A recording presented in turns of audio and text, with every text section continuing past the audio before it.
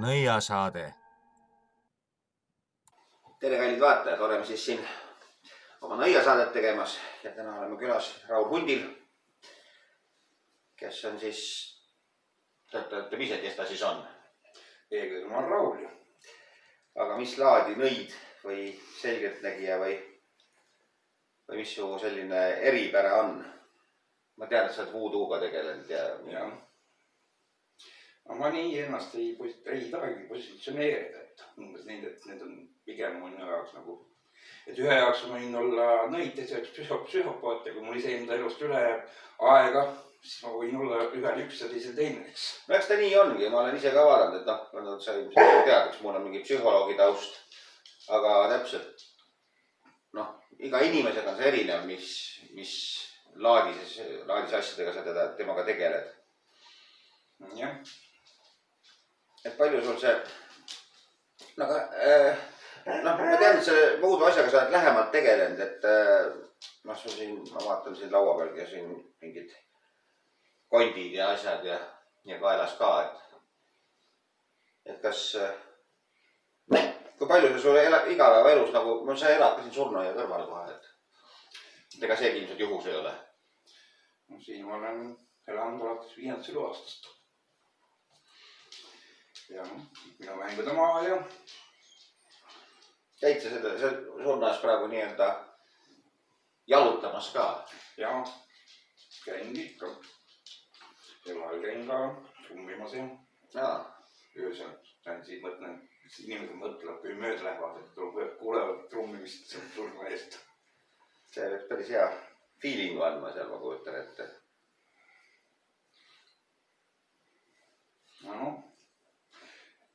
Kuna surnuaia lähedal elanud terve elu, siis on surnuaias erinev suhtlemine, kui need oleks kaugemal. Eks ta on jah. Kuidas sul see vaimudega, mina näiteks ei ole väga vaimudega suhtleja, selles mõttes, et ma nagu näen inimese sisse, aga ma sinna teispoolsusesse ei oska väga trügida, ütleme niimoodi, et kas sul on see vaimudega suhtlemine, mis laadis sina nendega läbi käid või kas käid üldse? No minu arust need, kes siin konnata, et tegelikult see ei ole mitte niivõrd teispoolsus, vaid nad lihtsalt kattuvad meie maailmaga, et tulevad meie maailma. Ja nad tulevad ju ainult sellepärast, kui keegi toidab oma tähelepanuga. Ja kui inimestel on probleeme, eks ma võin mõne lähedase surnud kokku teda viia, eks, aga iseendal on lihtsalt paar oma kogemus siin, et naabrid on külla tulla. Jah, ma olen endal ju, nagu sa tead, mul poeg kunagi tegi enesetapu ja ega ma ei ole küll kordagi tundnud, et tegelikult ütleme nii, et une kaudu olen paar korda kontakti saanud lihtsalt, mingid päris olulised kontaktid on olnud. Aga niimoodi, et ma nüüd kuidagi tajuks tema kohalolu või ärkvelolekus, seda ma küll ei saa enda kohta öelda. Mul siin isa suri siin korteris ka, et siis mul vend õde on niivõrd on tundnud. Mind see ei seganud niivõrd. Minuga asja. Unenägus on küll olnud, aga sa mõtled midagi muud unenägus. Kuidas sinu suhe kristlusega on? Kõige lihtsamalt minu jaoks on võõras. Nojah, ta ei ole meie kohalik kuskil. Ja ta on üks kõõrb rahva jumalusk, mis on ennast hästi osad tulustada ja siis saanud Euroopalikus väärtusteks 13. keskajal ja siis toodi see euroopaliku väärtus, nagu tänapäeval tuuakse euroopaliku väärtuse meile. Eks ta mingi põhjus peab olema, miks ta sellise vägeva kandepinna sai. Et ega see juudi rahvas toona ju tühi suurt suurem polnud kui Eesti rahvas. No, seal on ju mitmeid. Et üks legend on see, et miks Saulusest sai Paulus oli see, et siis tavas, et läbi Kristus on hea Rooma riiki õnnestada. Rooma riiki samal ajal ju okupeerisid Juudamaad ja... Mina olen Kristuse loos tegelikult, ma ei saa öelda, et ma olen nüüd mingi padukristlane. Seda ma kindlasti ei ole. Aga mina olen Kristuse lugu nagu mõistnud küll suhteliselt üldinimlikuna. Eelkõige ma ütlekski, et see on teatud mõttes inimese lugu. No ma ütleme nii, et minu jaoks see piibel, milles Jeesuse elulugu värgid on, siis seal on see väga palju on juurde kirjutatud hilisematel põhjustel mingi võimumeeste poolt, mis iganes kirikukogud, kes on seda piiblit nagu me tunneme teda, et see on mingi piispilite kirikukogudega kokku pandud ju vastavalt nende vajadustele. No eks ta muidugi on ja mina olen alati suhtunud piiblisse niimoodi, noh, loomulikult on inimeste kirjutatud, eks ju, ega ta kuskilt ei teki iseenesest. Aga üks asi on see, et need lood, kui ma neid loen, nad on hästi arhetüüpsed. Ehk et, noh, kas või võtame selle näiteks selle Paabeli torni kokkukukkumise lugu. See justkui sisaldub tegelikult kõikvõimalikes reaalsetes eluhetkedes, kus inimene on läinud liiga ülbeks, püüdnud olla Jumala sarnane ja siis on iseendaga neid vastuollu ja kokku kukkunud. Ehk et tegelikult see, mina näen, et see, mis praegu maailmas toimub, on ka teatud mõttes see kõik tohutu tehnika areng, mis viib meid peaaegu Jumala sarnaseks. No samas ju, inimene loodigi Jumala sarnaseks. Ta loodi jah, aga tal on mingi ülesande, ta peab oma sisemise hinge kaudu sinna Jumala kõrvale tõusma. Mulle tundub, et nii kaua, kuni ta rakendab selleks väliseid karke nagu tehnika või mis iganes. Ta ei ole ise tegelikult Jumala sarnane, ütleme hingelt Jumala sarnane, vaid ta saavutab seda Jumala vägevust siis luues oma välist keskkonda. Et nii kaua kukub see torn ikka ja jälle iga natukese aega kokku. Et mingi selline loogika on mu peas olnud. No jah, neid kokkukukkumisi on olnud läbi aegade. Siin kui lugeda kas või pronksi ajal, mis toimus kollaps, et täpselt kõik sündmused täpselt sama nagu tänapäeval autoriteetide võim on kadunud, individuaalsus suureneb, barbirõimud, piirid taga, kliimamuutused, kõik satuvad ühte aega. Just, ja tegelikult seal ju tekib see, mis on vaata Paabeli torni loos on ju iseloomulik see, et seal inimesed pandi eri keelt rääkimist, nad ei saanud enam teinesest aru ja siis kukkus kogu kupatus kokku. Et teatud mõttes, kui mõelda praegu, kuidas see tohutu solvumine ja meeletu palju erinevaid vähemusgruppe tekib, kes ei taha enam teinesest aru saada. Mingisugune sarnane loogika käib. Et mitte nad ei räägi otseselt eri keelt, aga nad mingis mõttes räägivad nagu eri keelt, et nad ei saa teinesest aru. No see on see, et on alati olnud meie ja nemad, aga see piir on alati subjektiivne muutuv. Eilsed meied, osad saavad homseks nendeks ja inimestel on kombeks, et kõik need, kes on need, et neile loetakse vähem inimesteks või loetakse ja antakse ise oma joone, mida inimesel, mis teevad neil vähem inimesteks, nagu et alaed, sul pole empaatia võimet või mis iganes. Me paneme sildi külge jah, et see, ma arvan, et see on üks viis, kuidas me saame enda ego tähtsustada, eks ju. Mis on loomulik. Et me paneme teisele külge sildi, et sa oled miskit pidi puudulik. Siis ma saan ise seal juures särada. Ja see on nüüd jälle üks pisikene mudel sellest samast, kuidas ma trügin sinna Jumala sarnaseks ja tegelikult kukun kokku vast. Et ega ju tegelikult selle teiste vähendamisega ei jõua kuhugi lõpuks minu arvates. Nii kokku küll tegelikult sa arvad? Kaitsed nagu oma territooriumi, oma karja, neid, kes on meie. Nagu on see, mis on normaalne, mitte normaalne. Normaalne on see meie ja mitte normaalne jälle nemad. Ja see on ka ju läbi aegade olnud vikingid korati, kes ei täitnud mind kogukonnas, ei sobinud, saati lindpriideks, siis Ruhnu saarel, et 3 korda rikkus seadust kombeid ja saati paadiga merel tagasi tulla. Ja kui see Ruhnu küll oled Kihnu. Aga huvita, kas inimkonna vaimne areng võiks liikuda selles suunas, et see meie järjest avardub? Et ma nagu lõpuks me peaksime nagu mahtuma ühe meie sisse kõik ära. Ei, just. Ma ei arva, et läheb vastupidi. Ma usun, et jääb see mäng kiiridega, et vastavalt olukorrale, vastavalt ajale ja et kui meie seas mingi autoriteet saab võimu, siis kõik koondub selle ümber ja siis teatud hetkel jälle hakkab see uuesti lagunemine ja piire tehakse ümber jälle ja. No see on teatud mõttes see elu ringkäik ju, et üks formatsioon ei saa olla, kuivõrd ta on ajalik, ta ei saa olla lõpmatu, et ta elab oma elu ära ja siis kukub kokku ja tekib midagi muud. Ja ilmselt käib niimoodi nii riikide kui tsivilisatsioonide kui kõigega. Mille samas näiteks kas või kuidas see Babyloni tsivilisatsioon kukkus, et seal suur jõgi, põllud niisutati, aga see niisutamine viis mineraalaine välja, maa soolus enam kasvanud ja siis oligi jama jälle majas. Kõik tsivilisatsioonid on tegelikult ju loodust nagu valutades. Nojah, paraku tegelikult maa on täitnud kogu aeg inimese suhtes ema rolli ja inimene on tarbinud tema ressurssi. Mul on üks mõte, mis mul on endal olnud, ongi see, et mingil hetkel inimene saab täiskasvanuks. Ehk et ta vabaneb sellest, et ta elab tegelikult maa arvelt.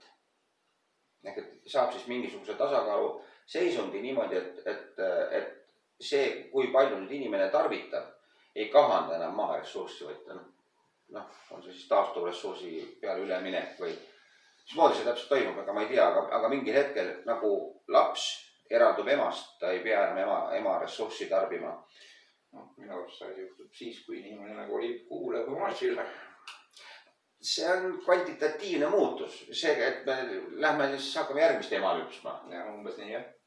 Aga mulle tundub, et võiks nagu areneda niimoodi, et me, muidugi see eeldab nüüd nii-öelda mateeriast lahtilaskmist teatud mõtted, eks ju, et mateeria, see ema nimi tulebki.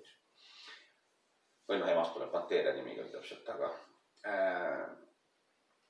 kas, see on huvitav küsimus, et kas hing, või ütleme, mitte hing, vaid teadus või vaimsus üldse saab areneda mateeriast sõltumatuks või mida see üldse võiks tähendada?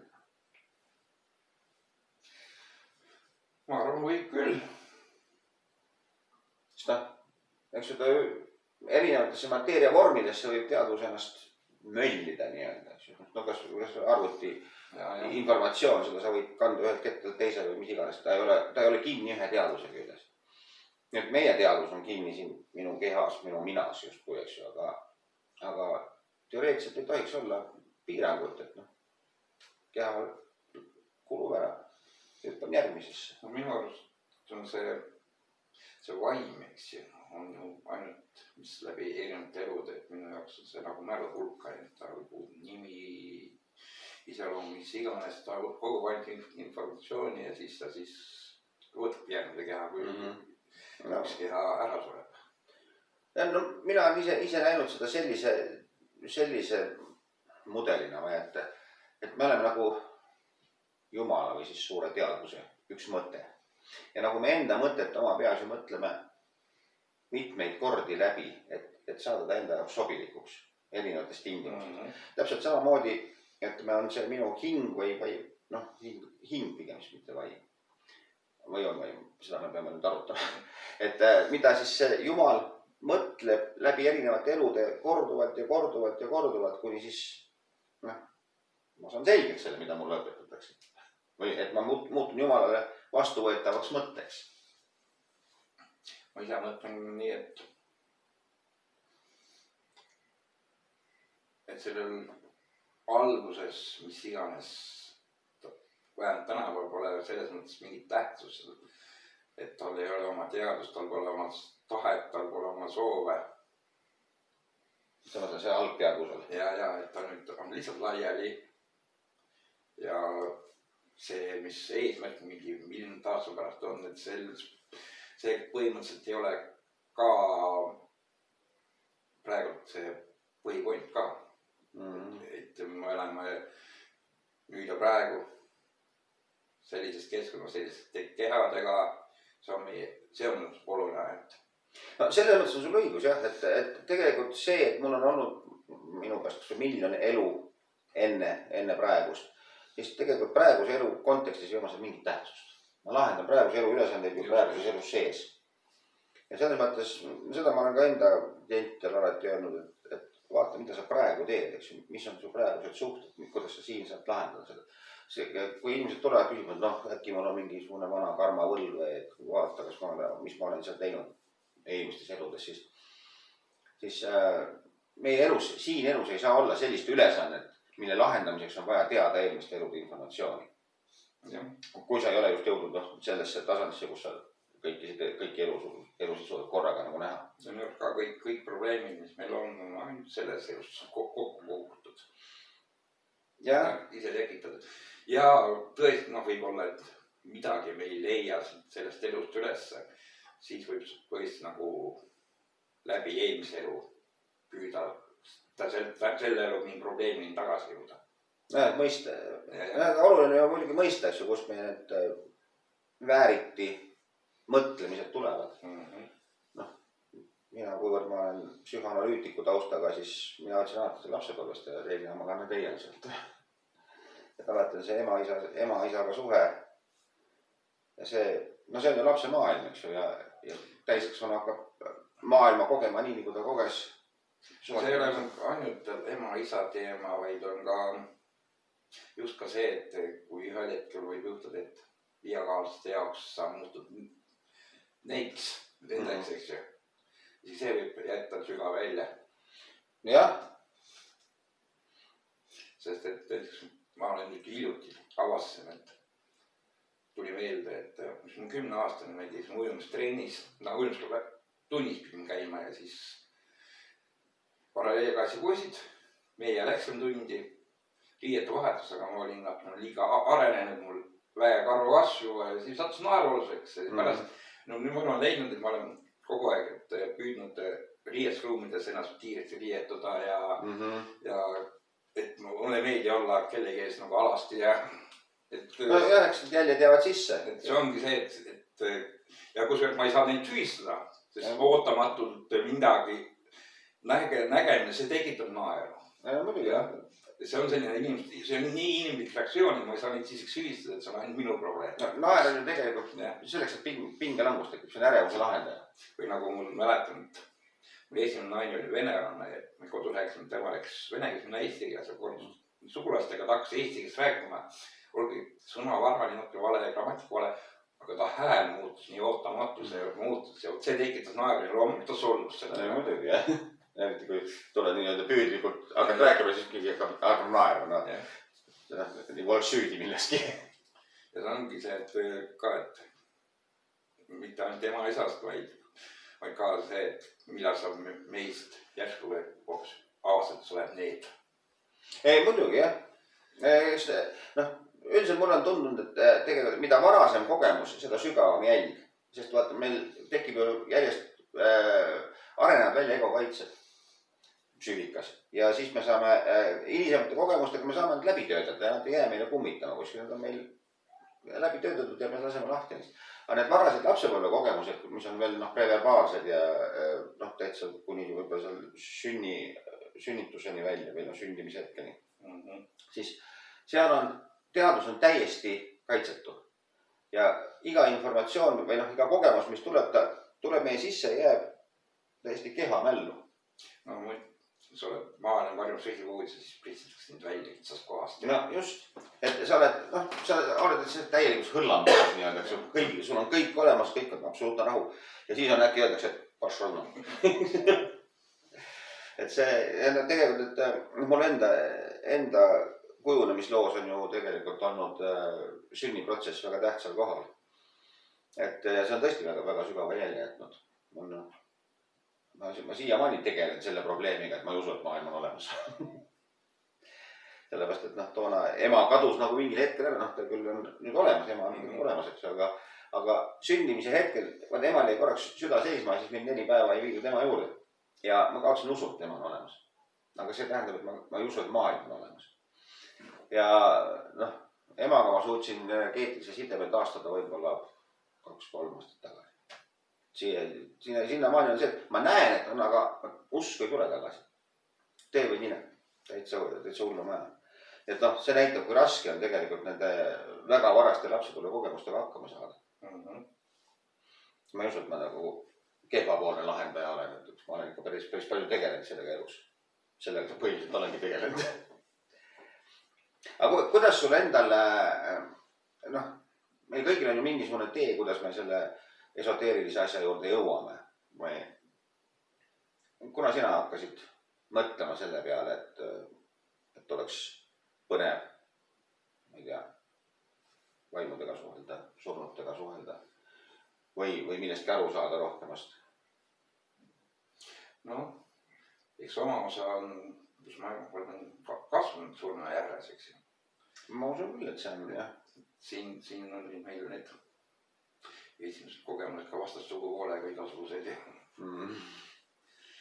Ja samas sellist nii-öelda üldiselt laiemalt vaimse maailma poole, siis just esimene kord, ma sellist teematel mõtlesin, oli, lugesin raamatut Džingis Khanist ja ta kohtus raamatus nagu mingid taamunkadega, siis taamunkad siis rääkisid, kuidas, et mille poole sa püüdled, see võib keerata sinule negatiivse poole ja siis ma olen esimene kord, aga siin voodoo ja selliste teemadega 2000 või 1909 mõtlesin sel ajal. Aga miks sulle meeldib see voodoo värk? Meil on siis, ma ei tea, Parratsa meedia on sul mingi lemmiktegelane, Esiteks, teatud määral see on teatav efekt. No seda niikuinii, eks ju, noh. Ja teiseks, mulle üldse see šamanistlik ja siis maailm meeldib ja siis voodoo on lihtsalt Aafrika šamanism samamoodi. No seda küll, jah. Ja siis selline voodoo, mida praktiseeritakse Ameerikas, et see on väga palju sarnane ka meie nii-öelda maausuga, et kus on muistsed mütoloogiad ja Kristus segamini, et samamoodi voodoost tegelikult. Eks nad on aja jooksul tegelikult väga palju kõik need usud omavahel segunenud. Ja selles mõttes katoliiklus on väga salliv olnud, et tänu katoliikluse voodoo on selline nagu on ja meie rahva mütoloogia, nagu me tunneme, on ka täpselt, sest protestandid oleks enamik saatnud tuleriidaga. No jah, see on nõidumine on üsna rangelt keelatud, ütleme niimoodi. On sul endal mingisugune religioon peale meie maausus, ma saan aru, see on sulle hingelähedane ka, aga noh, mingisugune suurtest religioonidest on ka midagi, mis sulle sobib või sa pigem ei viitsi nendega siduda ennast? Võib-olla kõige rohkem budism. Seda budism on ka mitu eriala, selline umbes nagu Jaapanis on, kus on Shinto ja budismis nagu vormtegu jälle. No mina ennast kunagi Facebookis on see, saab küsib alguses, kus on profiili panen usuline määratus, siis ma mäletan, ma kirjutasin sinna taoistlik kristlane. Kunagi üks tõsi kristlane seimas mu kõvasti läbi sellest, et niisugust asja see olemas olla. Ja siis võib-olla ka taoism just ka. Tao mulle on meeldinud see toimimata toimimise mõte ja see taos püsimine, see kuidagi kõnetab mind. Et mitte vastu hakata. Tegelikult sisuliselt on ju, kui ma mõtlen, kas või kristluse peale, siis kristluse see idee, et võtta kõik vastu, mis Jumal sulle annab. Jah, et ära ole Jumala peale vihane, vaid mine seda teed, mis sulle nii-öelda ette tuleb. See on üsna taoistlik mõte tegelikult. Et sa pead püsima selles voolus, nii-öelda leppima sellega, mitte hakkama vastu voolule. Aga kes ütleb, ega sa oled selles voolus? No vot, see on see koht, kus sa mille peab ära tundma. Et kogu aeg räägitakse, et kuulame südant, aga kui sul on, ma ei tea, tõesti lapsega sunnib traumasi, siis mida see süda sul räägib? Siis süda on nii äärest ära. Ja siis ongi konflikt, et kuula südant ära, kuula aju, aga kui endal on unnike neid probleeme selle taga, siis aju ütleks palju paremini, mis sa pead tegema. Tegelikult seal on nagu mõlemaid pidi selles mõttes, et noh, neid nii-öelda düsfunktsionaalseid uskumusi, need on need lapsepõlvetraumade tagajärjed, eks. Ütleme, meil on süütunne sees näiteks. Siis me hakkame selle süütunde eest põgenemiseks, selle vältimiseks, et seda mitte tunda, siis me hakkame tegema täiesti ebaadekvaatseid otsuseid elus, eks ju. Aga me põhimõtteliselt elame selleks, et põgeneda süütunde eest, mida tegelikult ei ole üldse olemas. Et selles mõttes, ja see on väga keeruline, ja seal teeb aju täpselt sama lolli otsuseid kui süda. Minu meelest. Et ei saa nagu kumbagi nimesi usaldada. Ideaalselt oleks nad koos töötaks. Me peaks, tegelikult ma arvan, et inimese baaskonflikt ongi tegelikult mõistuse ja südame vaheline konflikt. Ja see nüüd laieneb kõikide meie elukonfliktide peale ka. Et kui mõistus ja süda omavahel saaks nagu jutule, ehk et idee kohta, et see on nagu Jumal ja kurat. Ehk et mõistus oleks siis Jumal ja süda oleks kurat. Ehk see, kus siis need tungid ja kõik see vägi tegelikult tuleb. Ja mõistus on siis see, kes tegelikult on südame hukka mõistnud ja süda on solvunud ja keerab käkki põhimõtteliselt selle. Et siis on see sama selline Jumala kuradi konflikt tegelikult. See väljendub nüüd väga erinevates mütoloogiates ja suhetes ja kõigest välja. Kui mõistus julgeks südant usaldada ja süda julgeks siis mõistust, või süda usaldaks mõistust, ma ei tea, kuidas pidi see on, süda usaldab mõistust ja mõistus siis väärtustab või usub südamesse või. Vist on jah, et üks usaldab, teine usub kuidagi, need on mingi erineva nurga alt natuke need asjad. Aga see on jah tähtis koht, et need kaks asja kokku saavad. See on ka tegelikult armastuse üks selline baasküsimus, et need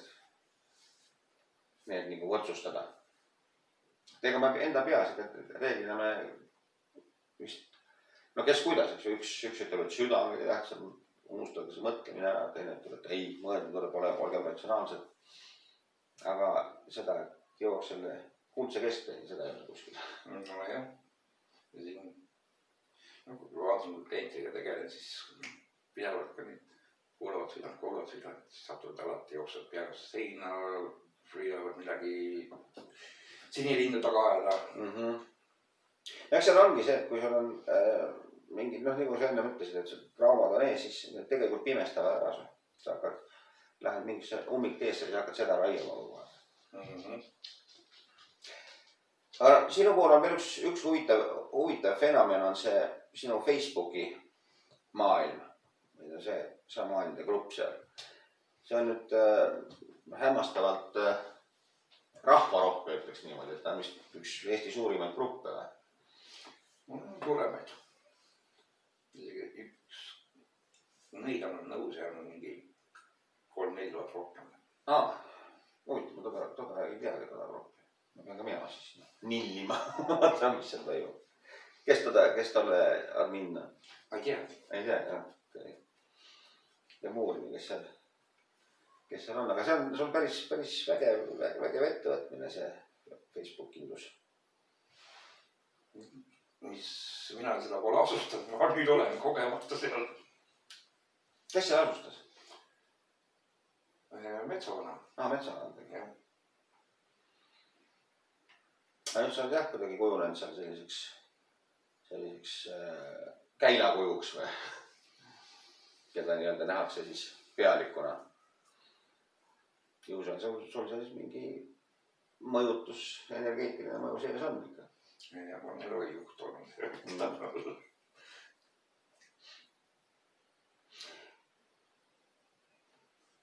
Räägiks nüüd natuke sellest ka, mis praegu maailmas toimub. Kuidas sa seda näed? Meil on suurt lagunemist praegu. Ja see süveneb ja ka meie silmad näevad suuremat sõda ka. Ma tuvita kombel, mul on täpselt sama tunne, et siin on veel päris mitu aastat läheb see asi. Ühesõnaga see lähebki nagu suure pöördeni välja. milline see suur pööre siis olema saab, see on muidugi, oled sa sellele ka mõelnud, mis see võiks olla?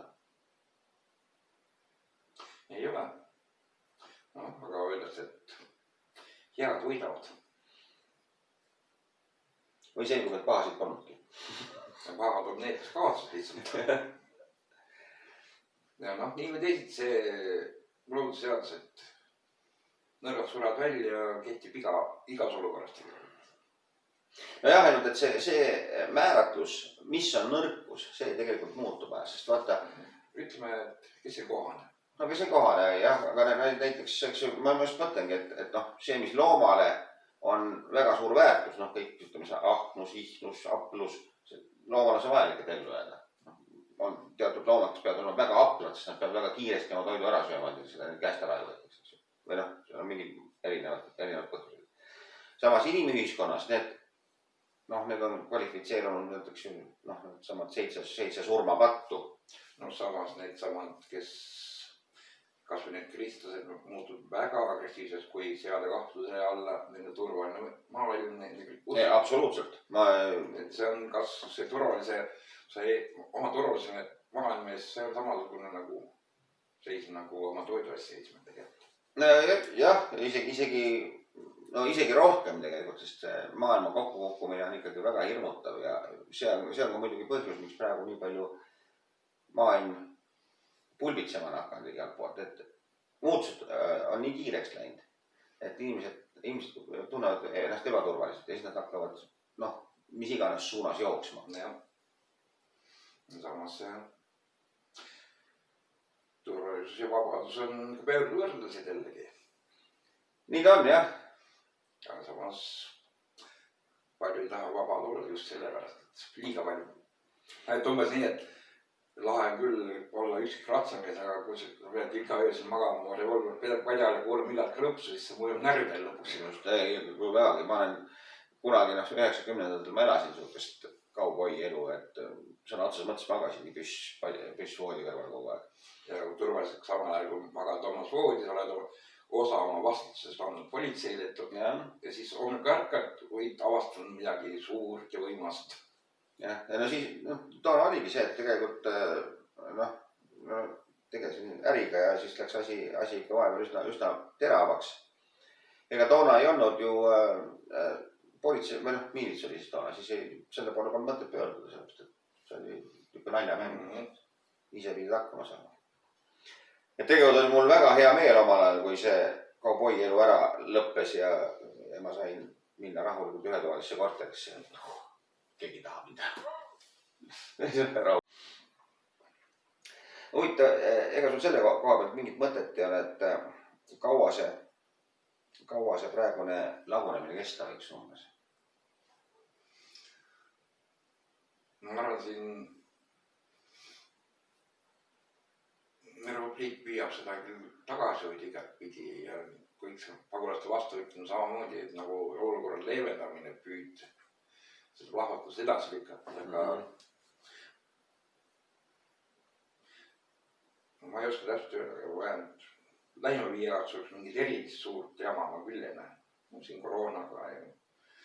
No, mul on endal käinud peast läbi mingisugune tunne 2025, et siis jõuab mingisse nagu põhjapunkti, et sealt hakkab tõusmist. Aga ma ei tea, minu meelest tegelikult üldse kui ennustamisega tegeleda, siis aegu on kõige raskem minu meelest paika panna. Just ajaliselt teada, kuna juhtub. Et sa tunned, et mingi asi juhtub, aga samas nagu, et kuna ta täpselt toimub, seda on väga raske tunda. Samas mul selliseid suuri sündmusi meeldi üldse ennustada. Et kui ma inimesele ennustan, siis ma võin anda nõu, et kui tuleb positiivne ennustus, mida sa ise peaks tegema, et see positiivne tuleks küll veel negatiivne ennustus, mida sa pead tegema, et negatiivselt kas tulemust neutraliseerida või muuta, eks ju. Aga kui ma mingi üleüldiselt, siis kellel on praegu nõu veel anda? No, eks ta muidugi on, jah. On sul endal mingi lemmiksüsteem ka, mille abil ennustada või? Ei ole. See, mis loa peab kätte satub. Jah. Taro või ruumid või muutuste raamat. Jah, ma olen ka viimasel ajal muutuste raamatusse kas nüüd just armunud, aga ütleme, et see on mu lemmikuks kujunenud. No tegelikult see muutusraamat oli üldse kõige esimene, millega ma hakkasin tegelema. No. Ja see vaatas mind vahel päris ära ka. Ta on päris põnev on jah, ma nüüd, saadan sulle sinna gruppi ka neid iganädalas ennustusi. Täna õhtuks peaks ka üks tulema veel. Et ja ma hakkan ise nägema, kuidas nad loogiliselt lähevad üksteise otsa ilusasti. Et ei tule nagu juurde, ma peaaegu vaatad juba, et ma hakkan järgmist nädalat tegema, siis ma juba tunnetan, mis laadi eksagram tuleb, mis saab sinna otsa tulla. Jung kasutas ka seda psühhanalüüsis. Ja ütled selle kohta, et aga ta ei oska põhjuslikku seost kirjeldadagi sellele. Jah, see on keeruline, aga seda on tegelikult päris palju uuritud. Mina ei ole tunginud nendesse detailidesse. Ja põhimõtteliselt kõik ennustussüsteemid on täpselt samamoodi töötavad. Ja ma tegelikult ei tahakski öelda mitte ennustamine, see on see, kõik kutsuvad nii, kuigi ma tahaks öelda, et pigem prognoos, et inimene on punktis A, et ahah, sa jõuad kõige alguses punkti B. Ja see on tegelikult hunnik muid teid ka, kus sa võid ära keerata. Jah, aga ta on tegelikult, kui ma nüüd näiteks ennustaksin homset päeva, siis on üks tee, mis on kõige tõenäosem. Ja siis on tõenäosuse vaibumine siis 2,5 nii-öelda, kus sa võid lõpuks ise, kui me oskaks oma uskusid ja mõtteid muuta, siis mulle tundub, et ma võiks iga hommik otsustada ise, kas ma olen kuningas või kartul. See on nagu usu küsimus. Aga ega vist siis on sul veel mingid mõtteid, mida sa tahad öelda ise? Ei ole. Ei ole. No aga siis on meil vist, ma arvan, just asjad seekord koos ja kutsu ka siin magab kenasti. Et ärge unustage meie kanalit tellimast. Eks neid põnevaid saateid, ma loodan ikka siin tekib. Ja teiega oli väga kena siin olla taas ja kõiki head nägemist. Tšau, tšau!